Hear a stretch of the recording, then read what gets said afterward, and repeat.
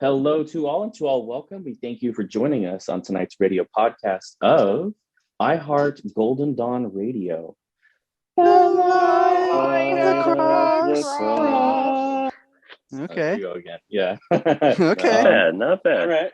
All right. Puts the lotion on the skin. We'll keep moving. Let's see. For those that have been waiting for this first episode, it's been a long time coming, and we're excited to be launching our first episode. And when we were talking about this together, we were deciding on how do we start this off, and we just kind of went with it, and it starts from the beginning. And tonight is where the story gets told.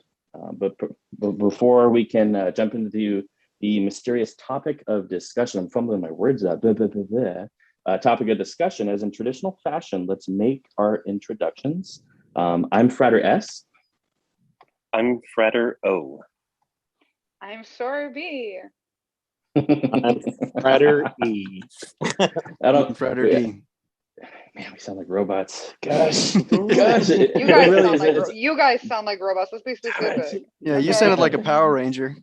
How many magicians are you? I need Moxie here. Yeah, Wow. you say Nazi or Mopsy? Moxie. Moxie. Oh, Moxie. Gotcha. Something that you obviously don't know the definition to. What's a Nazi? I don't know the definition to it either. Good spot. Oh my gosh. So with that, I'm glad we can all make it tonight. I know it's been a crazy last 2 years, how fast and how slow life has been since the pandemic. And, it's awesome that we can still get together on nights like this and talk about what it's like to be a magician, a practitioner, and live a very mystical life. And how's everybody doing tonight? Doing great. Fabulous. It's been an awesome day. Yeah, it's a perfect day for it. Work's good? Anybody bugging us at work? Everything's good?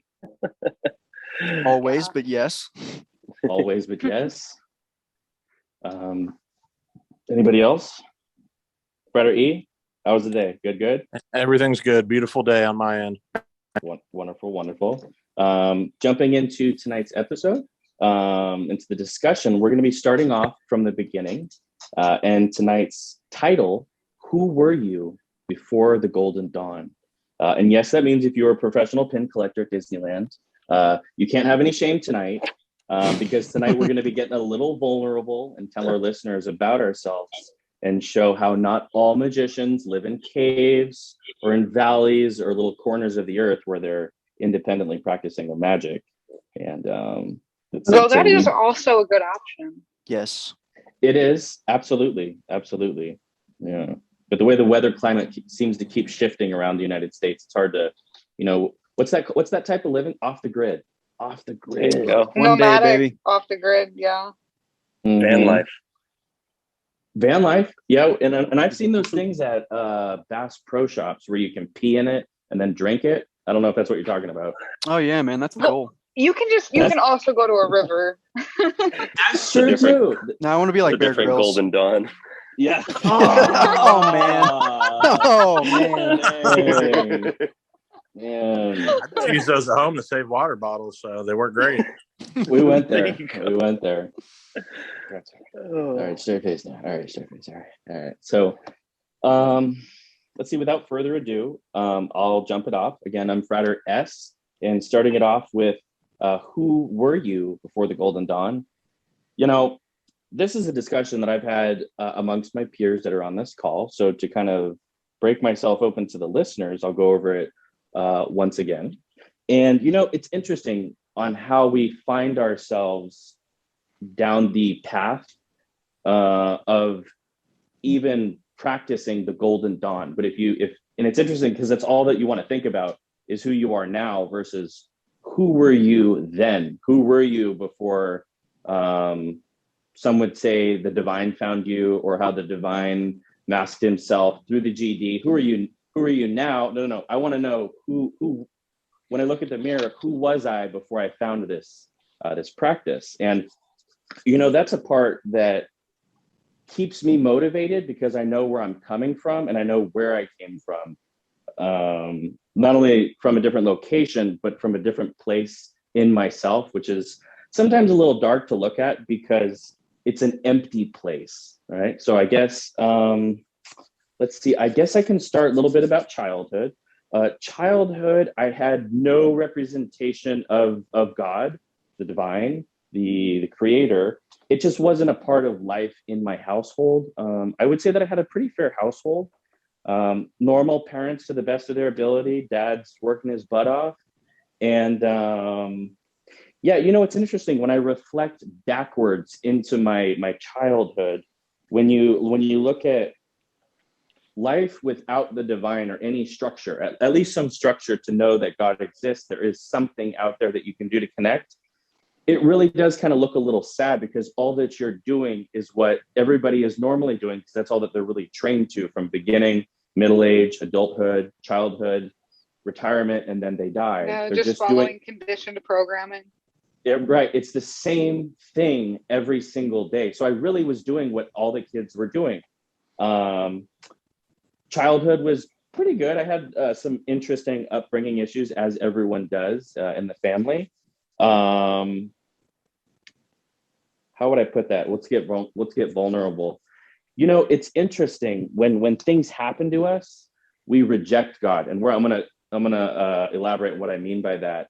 In my childhood, I had some sexual things happening to me that were against my will or against my own doing, and it's interesting because when I look back at how old I was, and I'm not going to reveal how old I am on this call, but if I fast forward X amount of years, I rejected God because of the things that happened to me.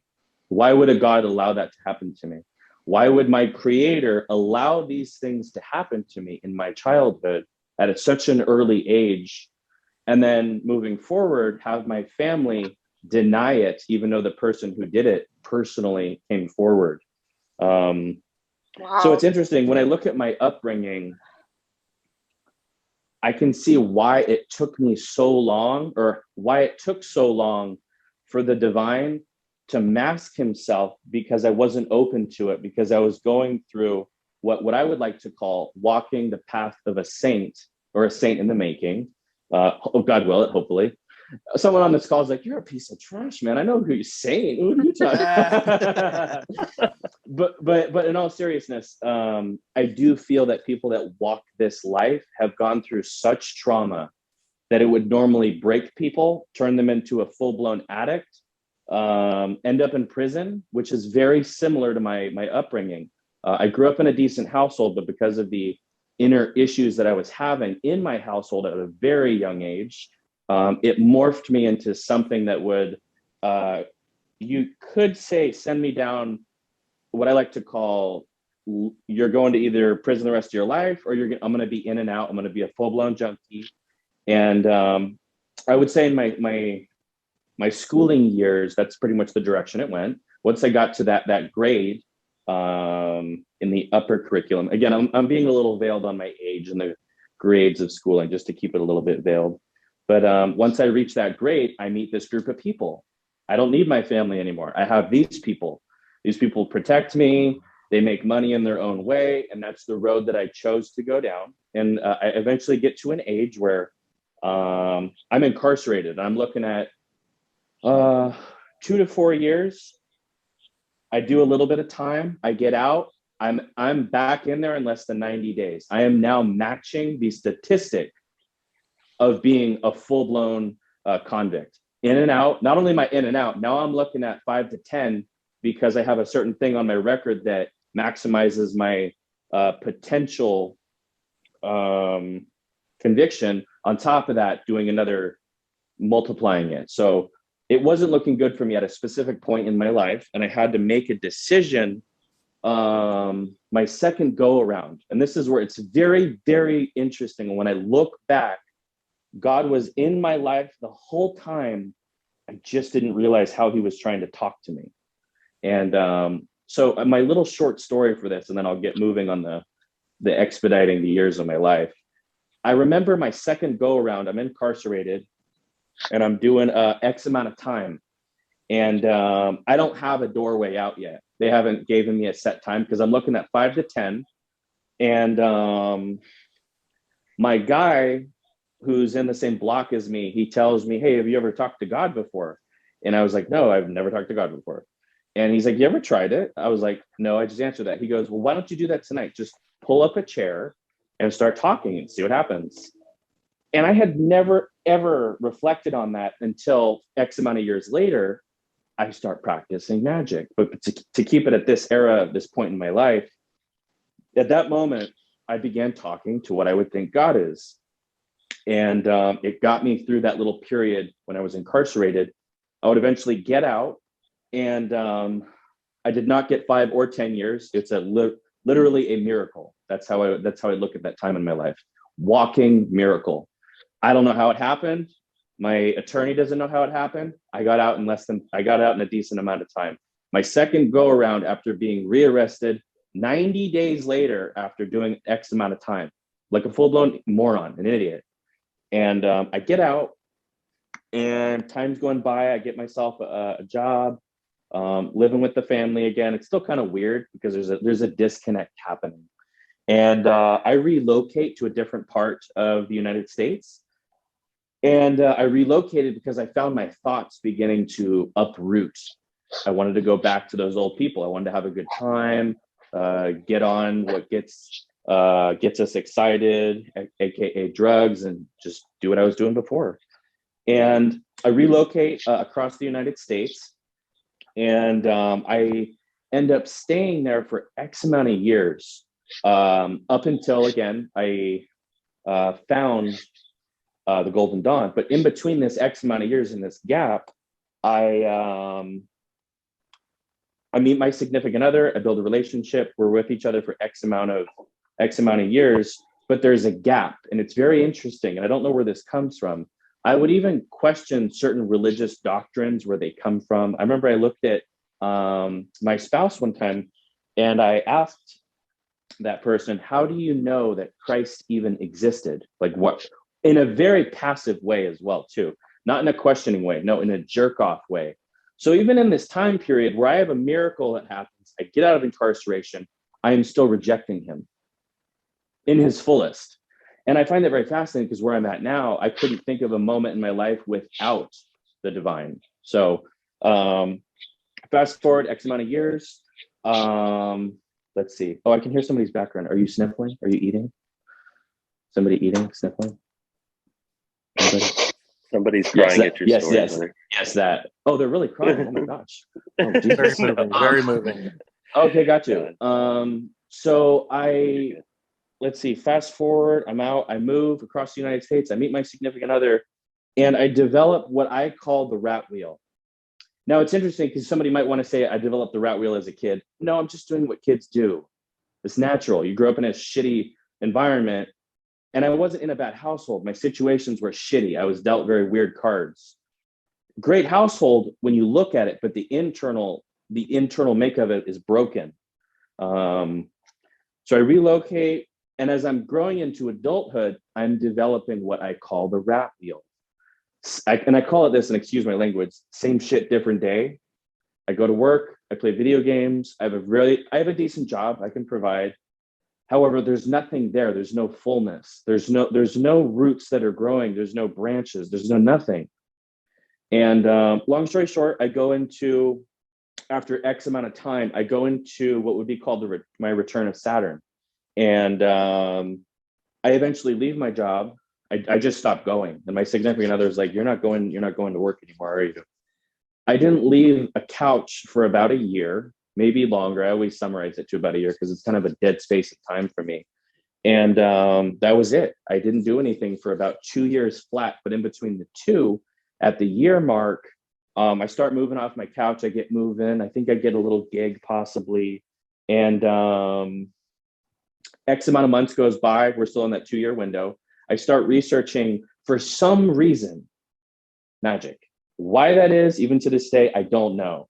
I just know that I wanted answers, that I needed to hear from the source, whether it was from God, an angel, an archangel. And I needed an answer that I know a priest wouldn't be able to give me. I needed an answer that wasn't of this world. And I started researching magic. X amount of months goes by, and let's see, X amount of months goes by, I find a couple groups, and there's a lot of weird stuff out there. I will say that. For any listeners on this call who are looking for a practice,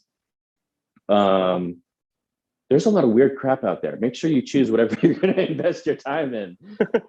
If anybody's asking for semen or blood, I would definitely second guess what exactly you're getting involved in. And it's interesting because semen and blood have their place in magic. I agree with that. However, when it's from the beginning, it's a little weird. I'm like, why do you need that now? But yeah, long story short, I eventually pick up the practice. I find the brick. And because there's so much out there on the internet, I just start diving in. And that would be how I close out my story. Who was I before the Golden Dawn? I was a wreck. I was an F-bomb wreck. And I didn't have light. I had light in me. I just didn't see it because no one told me I had it in me. And when I found the brick, God revealed himself to me. Right. And that would be where I'm at now. Take one. Take one. Yeah. That's great. Thank you for sharing, Frater. Yeah, you're welcome. Yeah. Don't be telling anybody. It's gonna go on YouTube. Don't tell anybody. Yeah. No, it's touching because I think that's a similar story for a lot of people that find magic. Is we come out of broken paths or just seekers in general, but I think a lot of times it comes from amongst the rejects of society, and I think that's where the light really starts working. Brought from among the rejected, right? Yeah, it's those little subtle, not so subtle. Yeah. But I guess I'll go ahead and go next. Don't be shy, whoever. A bit of I'll tell mine.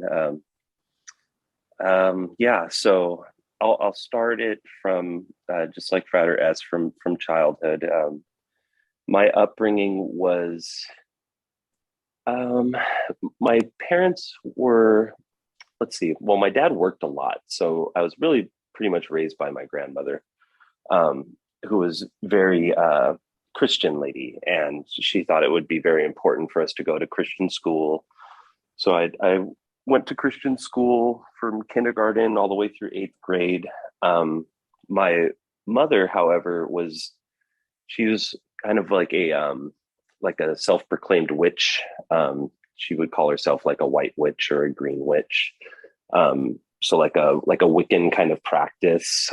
She would, like how sun and moon, is a big part of Wicca.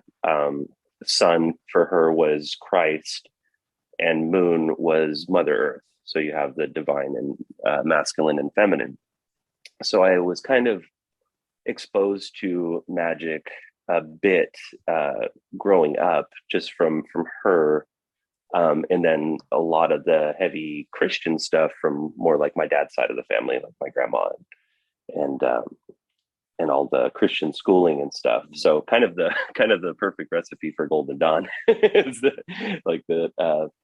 kind of Christian mysticism mixed with paganism or magic. And so yeah, that was more or less my upbringing. My like formative years, so like in high school and stuff, I was really into music and playing in different bands. That kind of got me exposed to drugs, and I started experimenting a lot with psychedelics, and sort of that was kind of the tipping point of really kind of questioning my reality and asking some hard questions about what is this existence, what is my path, and stuff like that. Mixed in there too was like a lot of hard drugs too. I was hooked on speed for quite a few years, about 4 or 5 years, and but yeah, I think it really took some profound kind of psychonaut experiences with heavy doses of psychedelics to kind of kick me out of that rhythm of hard drug use and more into kind of soul searching, or a lot of the kind of stuff that's involved with like the new age movement and stuff like that. And I would always have like an altar for like sun and moon and stuff like that. And through that time of my life, I really developed like a lot of friends. I had a lot of friends, and really those relationships were, in hindsight, quite shallow. They seemed deep and profound at the time. However, looking back on it, I can say that it was sort of surface, especially from, talking to guys like you, fraters and sorors, people that are practicing magic. You really realize what a deep friendship really looks like. But Who are you? during that time though, I found a gal, and I thought I was in love, and I got married, and kind of fell into, like Frater S was saying, a bit of the rat race, where I was just going to work. I would do little magic practices here and there, like reading tarot, acknowledging the Sabbaths and stuff like that. But really, I was kind of locked into just corporate work and a bad relationship. And it came to be that my wife at the time was having an affair with a good friend of mine. He was actually one of my guitar players in a band. And so that went south real quick. And then I took a really dark turn right around that good old Saturn return, as Frater S was talking about. And yeah, I kind of backslid quite a bit, and just was drinking a lot, using hard drugs again. And it took probably about a year of just self-destruction before I had a moment where I was like, this isn't getting me anywhere. And I don't, what am I really doing? And so I started going back to church. I started going to church with my grandma and my brother, and I was having some really profound moments with God again.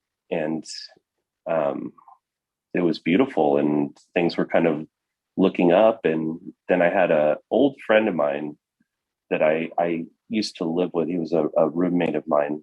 And he asked me if I had ever heard of the Golden Dawn. And I was like, yeah, that was like Aleister Crowley and all those guys, right? And he was like, yeah, well, kind of.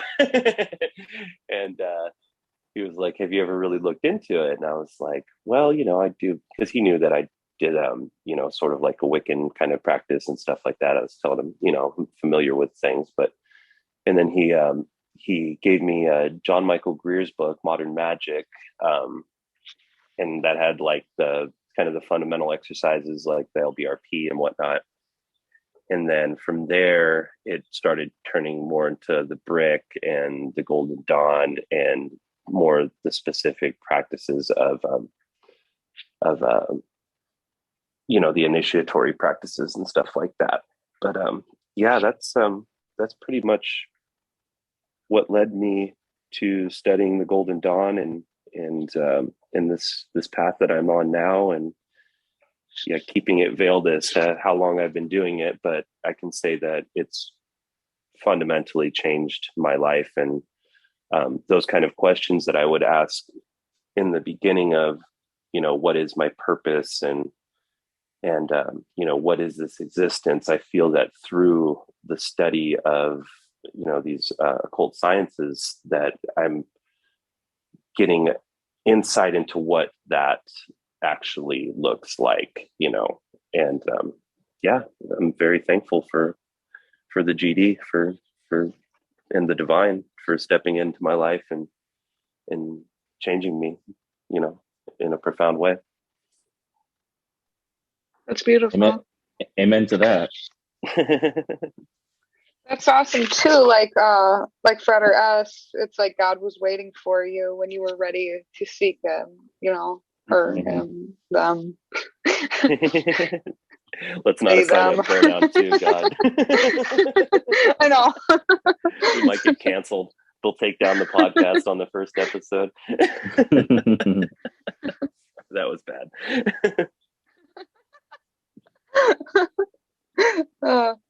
Who's next? Well, I guess if Looks like it's you. yeah, I guess that would be me. Well, We all float. Thank, thank you again, Fratero, for sharing that. I've got, again, like, I guess a pretty standard, like, story of like an outcast child, you know what I mean? Not like to any extreme extents, but I did spend a lot of my childhood alone.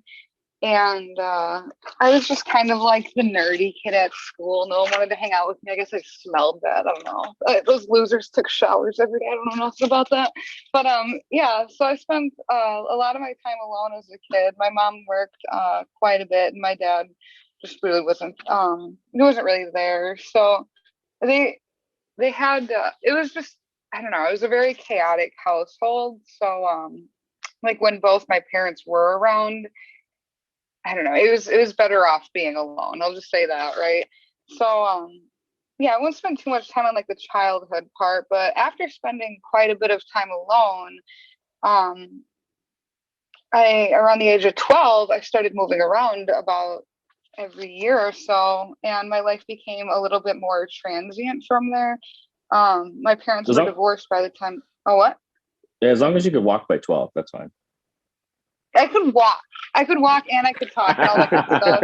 I was walking, talking, you know, and yeah. So anyways, so my parents were completely separated for a few years by then, but still were involved in each other's lives for some reason. But I ended up having to go move with my dad when I was 12, and so I lived there for a couple of years, and things like really kind of went downhill from there. Like, yeah, I was already kind of like a depressed kid, you know. I like wondered why the heck no one wanted to kick it, you know. But then I moved to my dad's house. It's a whole new school. I didn't have like this weird reputation, so I had the opportunity to then like make a group of friends, right? And then of course right away I was just like magnetized to like the worst like people I could have been hanging out with, and I was just kind of overwhelmed with wanting to then completely immerse myself socially and make friends and be like the cool person. So it just kind of started this like spiral of self-destruction. And so I lived with my dad for a year, and then I had to move back with my mom for a year, and then I was back and forth between them for a couple years. I ended up going to like 4 different high schools and a couple middle schools, which I was fine with because I could like start a new identity at each one. I thought it was actually really fresh. And but yeah, I don't know, it was kind of weird though, the position of getting moved around though, because like I said, I was on like a very like self-destructive path, and every time I had to live with my dad, it was, I don't know, it was very stressful. It was a very violent environment, and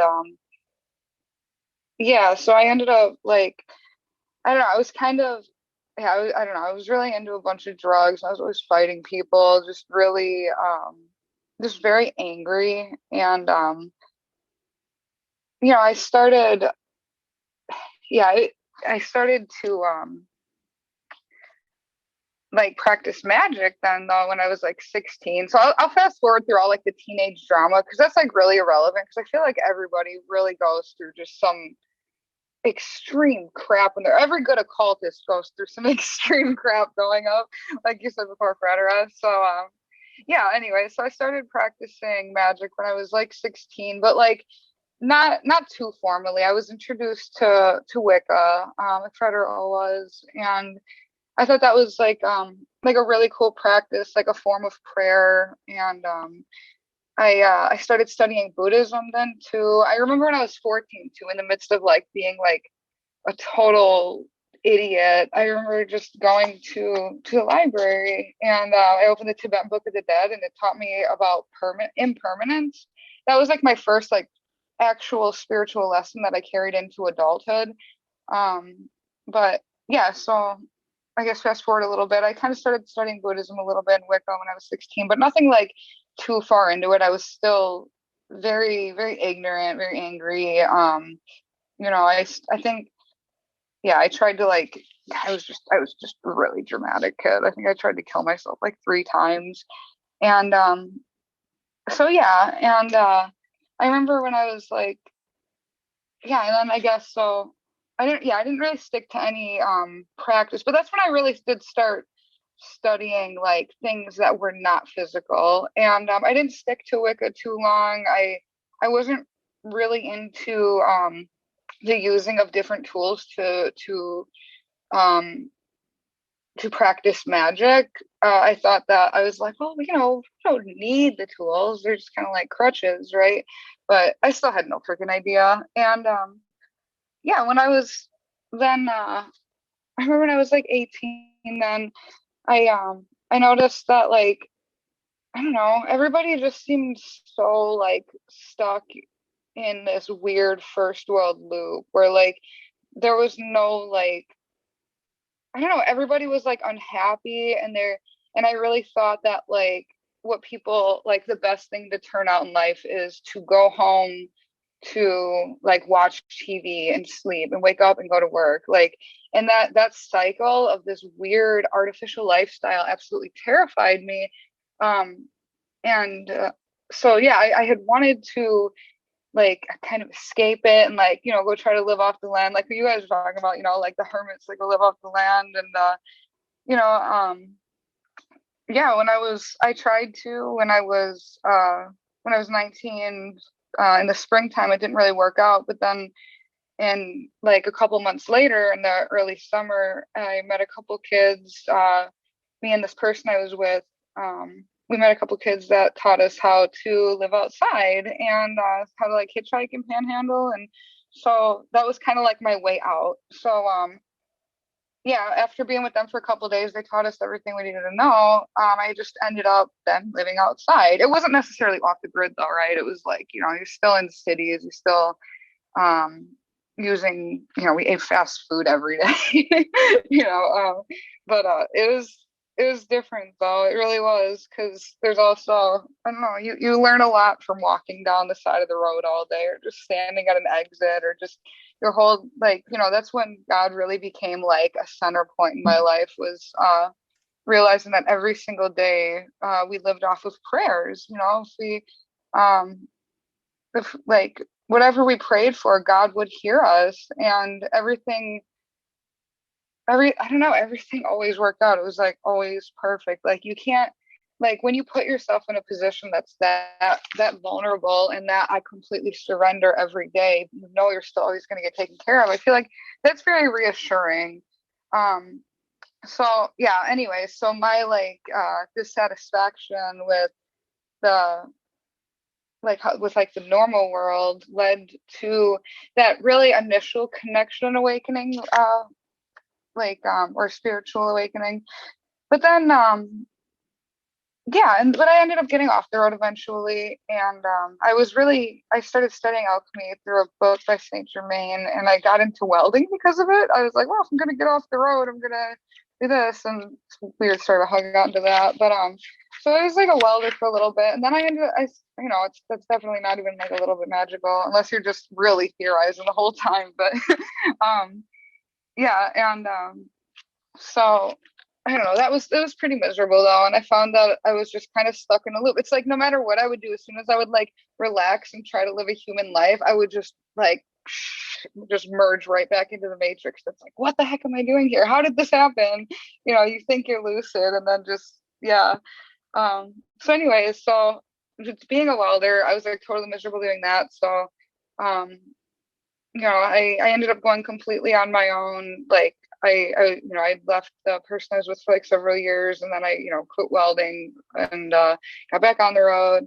And I get back off the road and try it again, and it just didn't work. Nothing seemed to work. I felt like I was like cursed, because it's like after living free for several years, you're not able to live in a home. You're not able to like to just live a normal life. It's not, you are able to, but you have to find a lot of different alternatives. You can't just do it easily.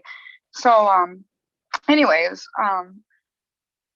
yeah, I guess I'll fast forward to, let's see, yeah, I don't know. I guess so I was welding for a little while when I would be off the road, and like I said, I was miserable doing that. And then I had kind of an awakening that really where I was kind of like my soul confronted me and made me realize that I'm here to serve. And I had no idea how to do that, but I had always um had a knack for like the healing arts. So I ended up transitioning my career into that, and that ended up being a good switch. And in the midst of like, the different career changes, I was definitely fully immersed in different spiritual practices.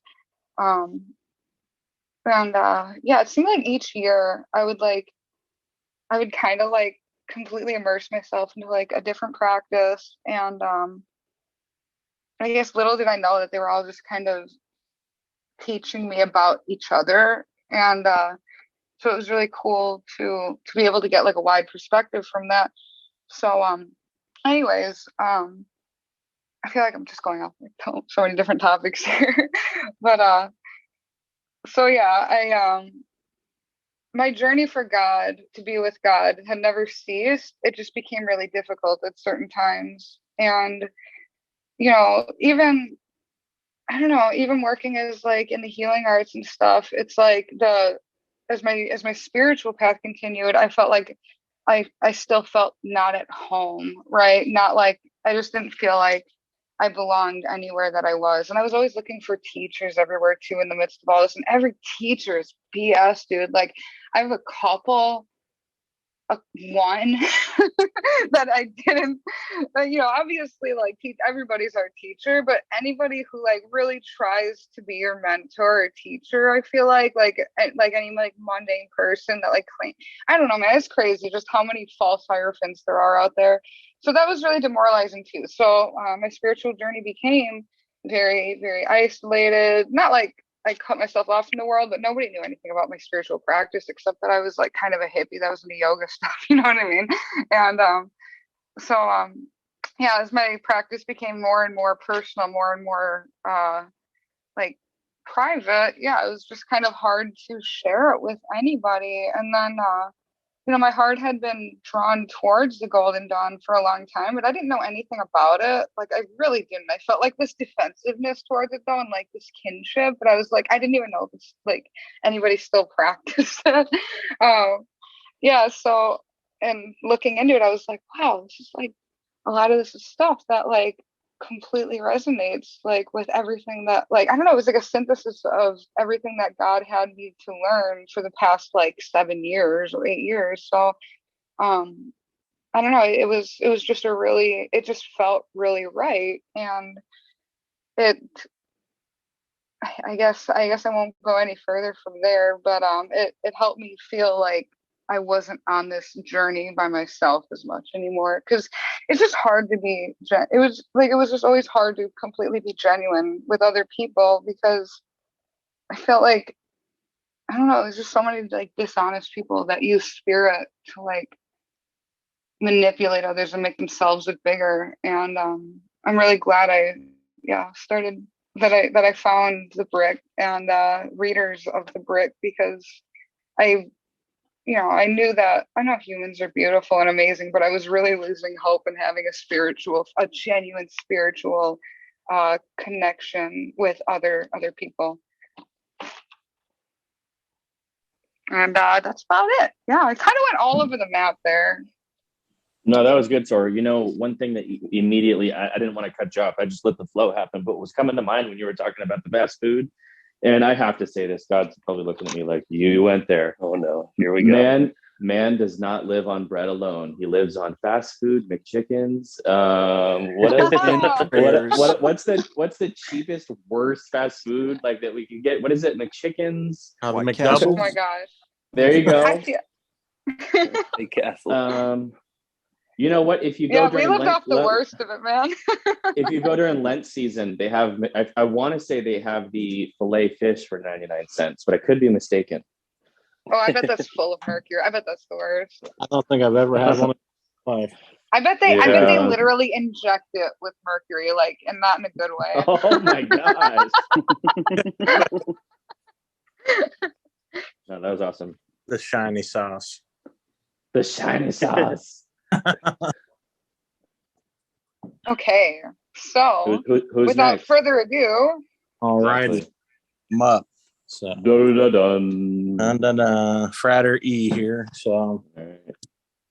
yeah. So I guess starting off when I was a youngin, grew up in a desert town out in the middle of nowhere, and family's pretty solid, I guess. Or what I thought. I thought it was solid, but mom was great, Christian woman.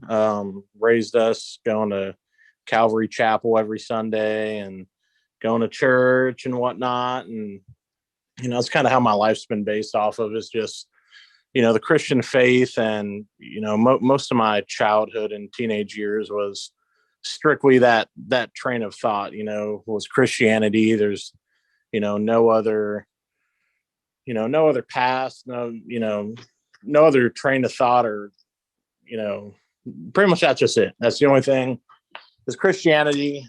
And that's what you got to believe in. And, my parents, they divorced when they were 3, or when I was 3. And so, it's kind of hard on me and my brother. He was, barely born, I guess, but, you could tell it affected him and affected me. And so I definitely, being young, but still definitely knew who God was, and just from going to church and having to sit there and listen to it every Sunday. And so I always had a pretty strong relationship with him, I guess. I remember, living in a desert town. It's not too bright outside, and there's a lot of stars, and going outside and, praying to God that my parents would get back together. And, yeah, so, I guess that divorce, solidified that relationship with him. And so, yeah, moving down the line, when I was in about 4th grade, got out of the desert town. There's a lot of bad stuff going on, a lot of drugs, a lot of like gang stuff. And there's just my mom could tell there was, I would probably end up going down the wrong path, and there wouldn't be much opportunities. And so we moved out here to the beach with a family friend, and essentially that's where my life started. I think, because everything before the beach living just, didn't really mean too much. But, moved here, started elementary school in about 5th grade, and, did middle school where I'm at, and, pretty much dealt with a lot of, getting picked on for being fat and all that good stuff, how mean kids are. And I feel you, brother. yeah, you know what, but, it's all good. Kids don't know any better, now being an adult looking back, it's like, they didn't know. It's all good. But, that kind of affected me, and, kept me on this, path with God, I guess. I was always praying and, just sticking solid with him. And then, about high school, things started taking a turn for the worse, I guess. So, started smoking weed pretty tough, and, way younger than, like, I think I started smoking way before any of my friends did, and hanging out with the wrong crowd, and, gang banging and getting shot at and all that fun stuff. But, yeah, definitely just not doing what I should have been doing, and straying away from God. My eyes weren't at him anymore. And yeah, just one day, things just got too crazy, and, had to sell my car because it had gotten shot at. I'm like, man, I can't have my mom in the car and have this crazy stuff happening to me. And yeah, one day I was just like, I can't do this anymore. So just started just looking stuff up online and reading books, and started going back to church. And yeah, I found a book on Freemasonry, and I think that pretty much saved my life. I started looking into it, and I'm like, oh, cool, this, organization that's all about making good men better, a lot of history, some esoteric topics about it, and like, cool, I'm gonna check this out. So, called around, checked out a couple Masonic lodges, went to a couple dinners, and I'm like, man, this is like, what I need to do to get myself out of the gutter, like off the streets, and elevate myself and my consciousness and my just everything about me to become a better person. And yeah, so at 21 I joined Freemasonry, and yeah, it's the best thing that's ever happened to me in my life. And it definitely, I would say, it saved me from all the bad stuff I was into. And so yeah, I started, being active in my Masonic lodge, being an officer, and just doing, we did a lot of charity work and philanthropy stuff. And I was like, this is like my calling. Like my whole life, it's been like about me and, what am I going to benefit from? But now it's like, I don't care. I don't matter anymore. It's about helping other people, because that's what's going to be left when I'm gone. It's like my impact on others. So yeah, so just did that for a while, and there's different esoteric and occult topics through Freemasonry, but for the most part it doesn't touch on a lot of that. And one of the brothers from my lodge, essentially the same thing as Frater O was like, hey, have you heard of the Golden Dawn before? And I was like, nope, absolutely not. And same thing, checked out modern magic, and then the big brick, and started looking through that stuff, checking out the Kabbalistic cross and LBRP, and I'm like, man, this is what it's about right here. And same thing as Frater S, went and checked out a bunch of different groups, and the blood and semen stuff was definitely a no-go for me, and just a ton of weird and interesting groups. But the Golden Dawn tradition resonated with me the most because of the structure and just a solid tradition and foundation that it has. And yeah, I can't be, I'm not a loosey goosey type of guy. I live by a calendar and a timeline, and I'm like, man, this is a structure I need. And like, it just interested me so much. And, I just can't even think of not having that tradition in my life at this point, that it's made such an impact on me that it's just beautiful. So yeah. Thanks for sharing that, Great brother. story. Great story, bro. If you don't mind me adding, I remember when I was incarceration, I will say I would rather be a part of the gang than be the point of action of a gang bang.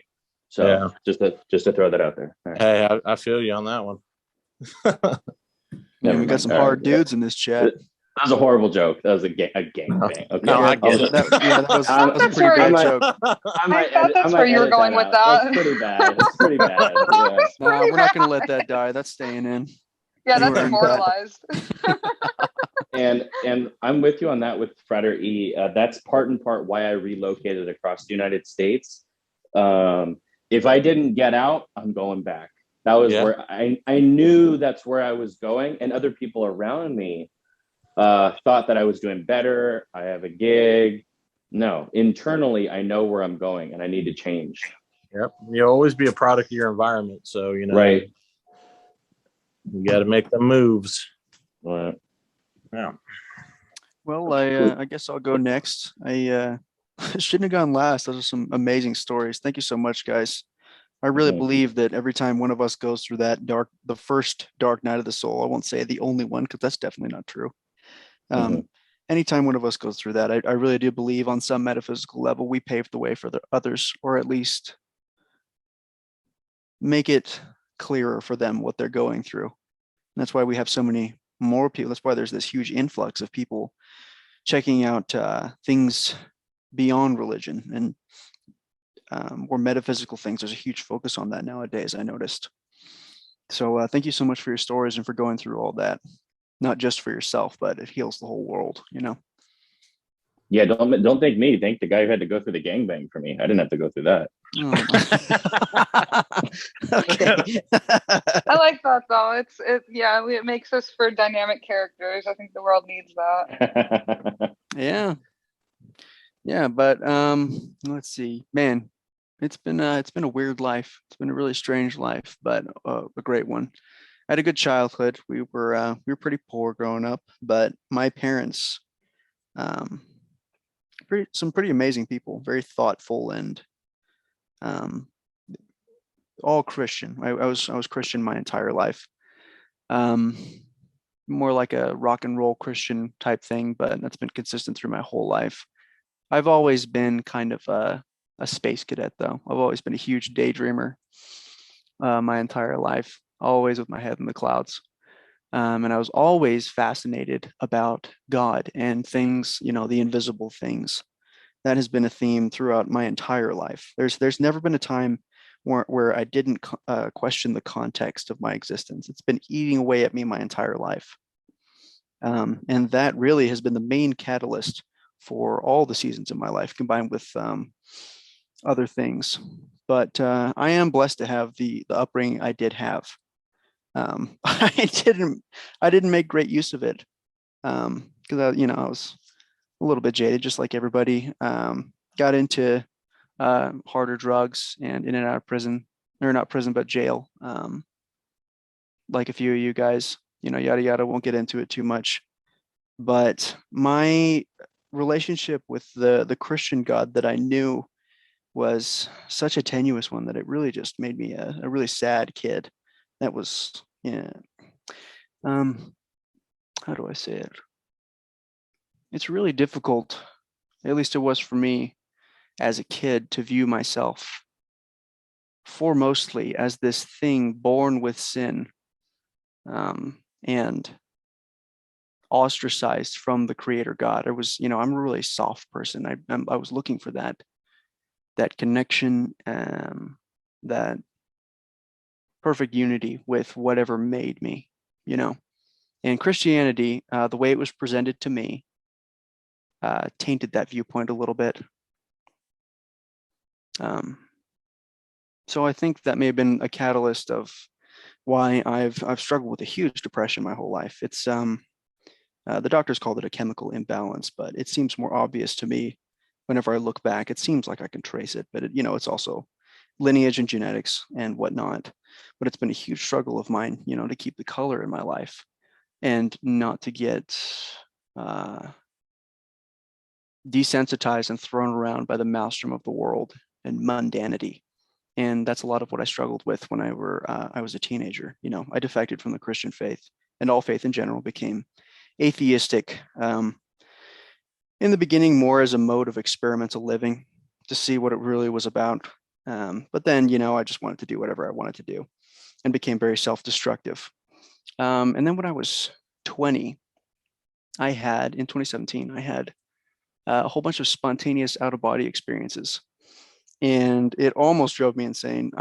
It freaked me out. I guess other people have it happen to them all the time, which they're way tougher than I am, because I was a shut-in after that.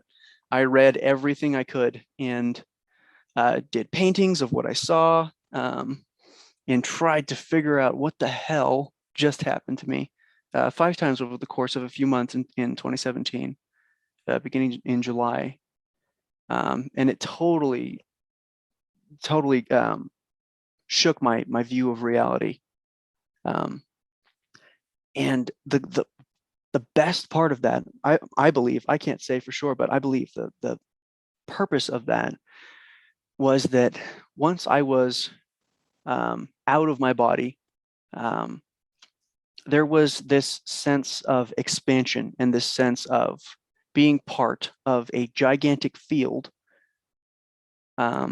where everything has this almost physical link to it. It just seemed like everything kind of just somehow came out of this field, whereas before everything was just kind of there in empty space with empty space between them.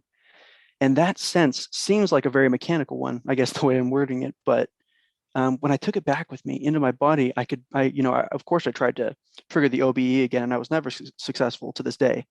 But there was that sense of unity, which is the most important thing in my life, because through that unity, I eventually discovered that the more that I meditated on that concept, the more I was beginning to connect to something.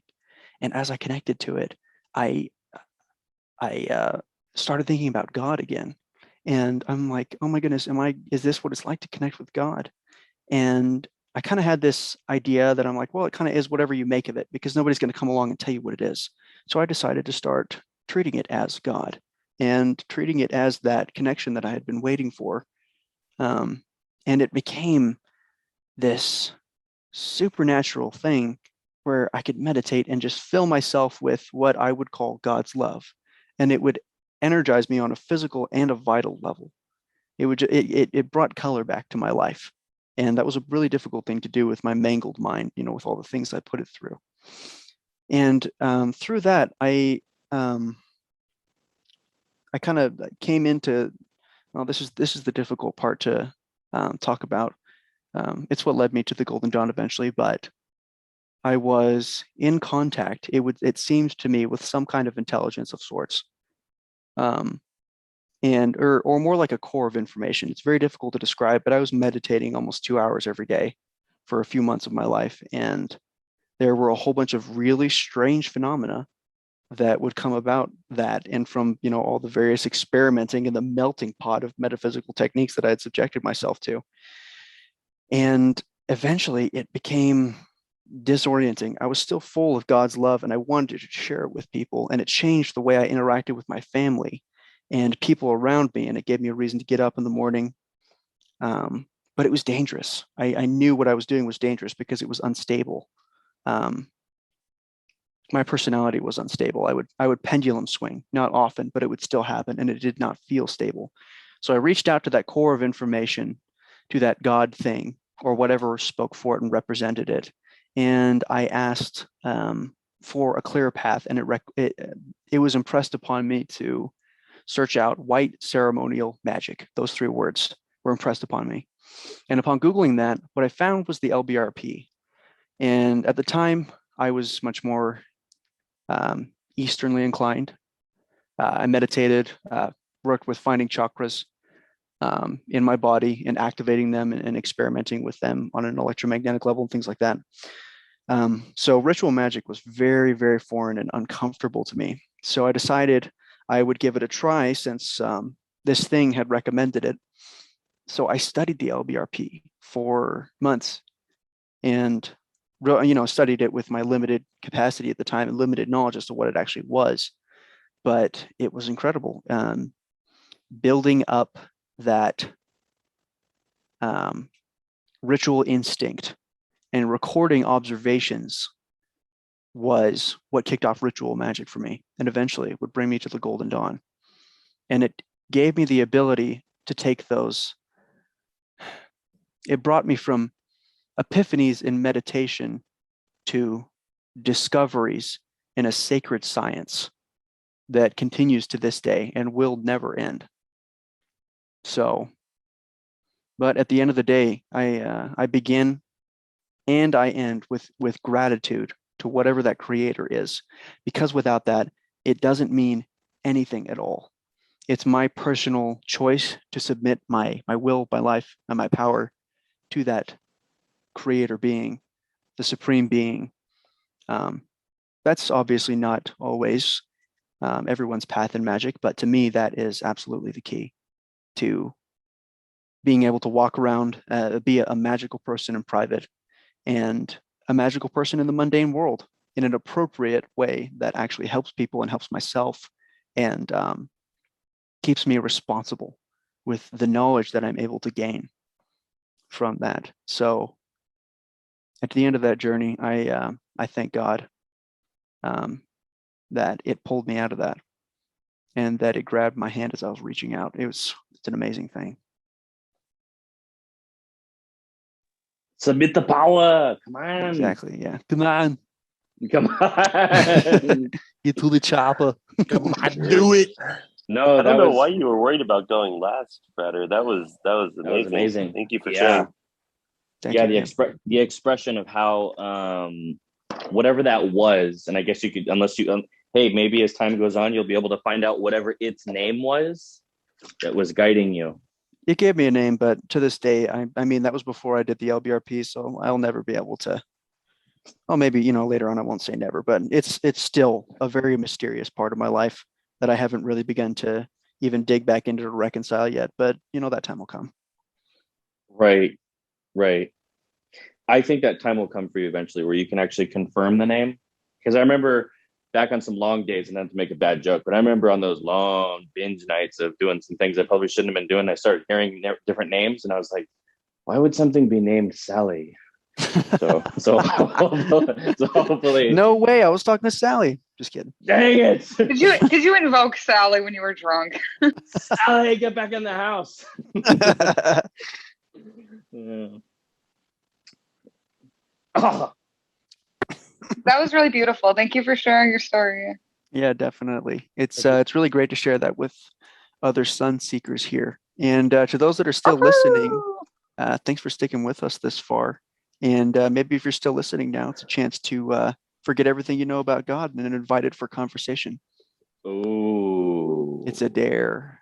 Can we put that? Can we put that on a T-shirt? Like, jeez, that was good. That was good. I like that. No prejudice, just open. Put it in the description of the episode.